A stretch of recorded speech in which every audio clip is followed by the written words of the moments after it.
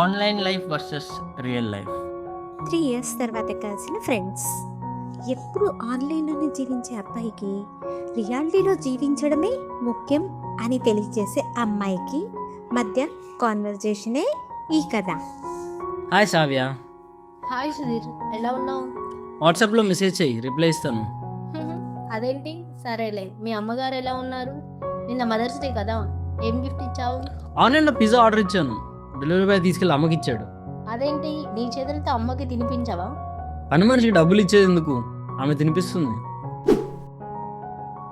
కొన్ని రోజుల తర్వాత సుధీర్కి వైరల్ ఫీవర్ వస్తుంది. ఇంట్లో వాళ్ళు ఊరికి వెళ్తారు. సుధీర్ ఒంటరిగా ఉంటాడు. తన పని తాను చేసుకోలేక ఇబ్బంది పడతాడు. బాగా ఆకలి వేస్తుంది. అప్పుడు ఫోన్ తీసి శ్రావ్యకి కాల్ చేస్తాడు. శ్రావ్య, నాకు ఫ్రూట్స్ కావాలి, ఇంట్లో ఎవరూ లేరు, కొంచెం తెచ్చివ్వవా?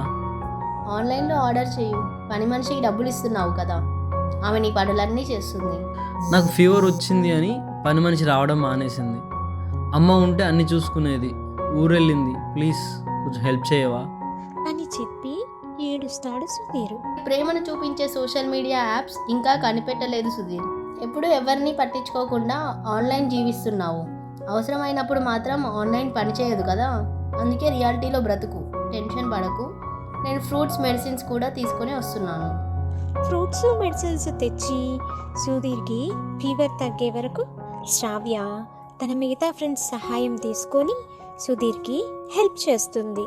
సారీ శ్రావ్య, ఇక నుండి అవసరానికే గ్యాడ్జెట్స్ వాడతాను, మనుషులను ప్రేమిస్తాను. కథలో నీతి: ఆన్లైన్ లైఫ్ మనసును ప్రేమతో నింపలేదు. రియల్ లైఫ్లో ఉండే చిన్న చిన్న సంతోషాలను డ్యామేజ్ చేసుకోకండి.